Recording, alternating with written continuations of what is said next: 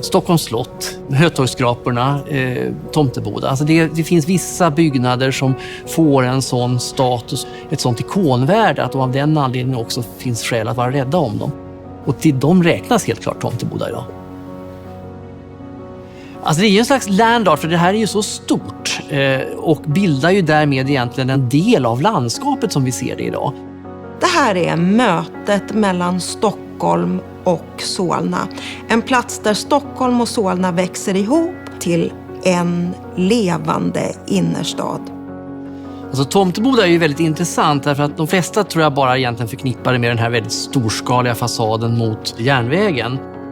Men Tomteboda är inte bara en enda stor volym, utan det här är 5 byggnadskroppar.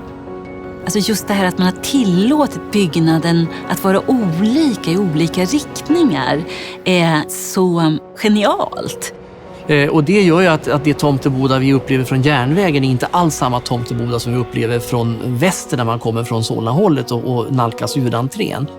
Huset är ju i sig långsträckt, men i huvudentrén så finns det liksom en vertikalitet också som är väldigt påtaglig. Ja, men byggnaderna har en helt unik entrésituation, en väldigt kraftfull entré. Den har ju då ett rulltrappsbatteri som går ner under ett skärmtak som liksom tiltar. Och där känner man också att det hade inte behövt se ut på det där viset. Det är liksom ett sätt att liksom ge en twist. Det finns ju en lekfullhet i det här som är väldigt tydlig när man liksom börjar bekanta sig med det här huset närmare. Och det här skulle jag säga egentligen är det som också konstituerar stor arkitektur generellt. Alltså att behärska arkitekturens olika skalor. Och här handlar det alltså om allt från det stora landskapsrummet ner till nästan dörrhandtaget alltså. Och det är då så otroligt skickligt löst i den här byggnaden. Just det här att rummen är så höga, det är så välgörande i ett hus som är stort och djupt. Att man behöver höjden för att få ljuset långt in i byggnaden.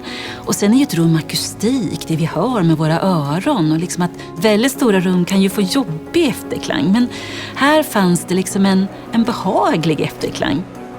När man är inne i byggnaden, de utblickar man får mot stan är otroliga. Det tar ju in ett sammanhang och en miljö som gör att det tillför kvaliteter och spänning till rummen inne. Huset har från första början brytt sig om de som vistas här, som arbetar här. Och det finns en humanism i byggnaden, i byggnadens attityd till de som har sin vardag här. I Tomteboda så finns en historia om funktionen och visionen för byggnaden som är långt mer än någonting som är tidstypiskt. Då kan man verkligen göra det till precis vad som helst. Det är få byggnader som har Tomtebodas potential på det sättet. Är gjord för att tåla förändring över tid.